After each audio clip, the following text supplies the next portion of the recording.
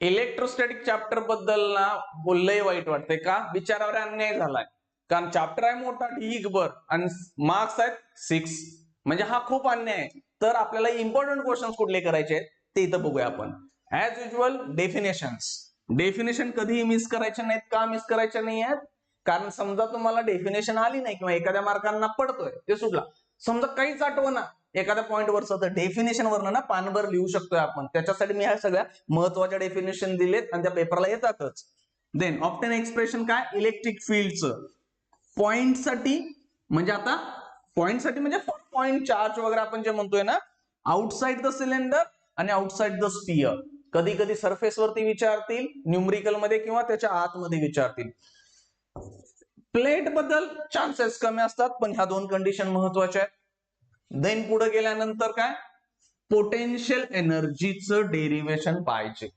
कारण potential एनर्जीचं derivation वेगळ्याच पद्धतीने बऱ्याच करतात. जुन्या मेथड वापरू नका. पेपर चेकिंगला ज्यावेळी येतात मॉडेल आन्सर मध्ये ते जुन्या मेथड फॉलो नाही केलेल्या आहेत. ठीक आहे. Then electric potential, point charge आणि इलेक्ट्रिक डायपोल. ठीक आहे. तर डायपोल वरती न्यूमरिकल वरती फोकस करा. ठीक आहे.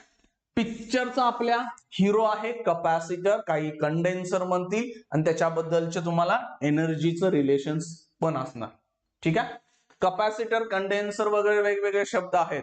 तुम्हाला तिथं काय obtain expression for parallel connection मध्ये केलं, इथं असेल पॅरलल आणि सिरीज मध्ये न्यूमरिकल टाइप मध्ये बघा. With dielectric, without dielectric. Without dielectric बद्दल आपण सगळीकडेच बघतोय. विथ डायइलेक्ट्रिक मटेरियल मध्ये घुसवलं तर काय होणार आहे. ठीक आहे. फिक्स न्यूमरिकल वरती इथं फोकस करा. देन आपल्याकडे काय, एनर्जी स्टोर्ड इन कपॅसिटर.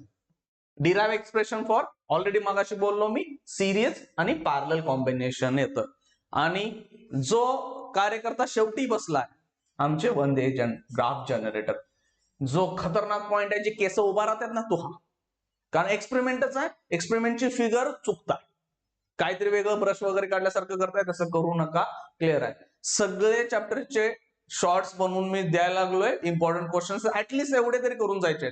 आणि एक टोटल पीडीएफ दिलेली आहे बघा, 150 क्वेश्चन्स टेलिग्राम चॅनल वरती आहे, ती बघून घ्या.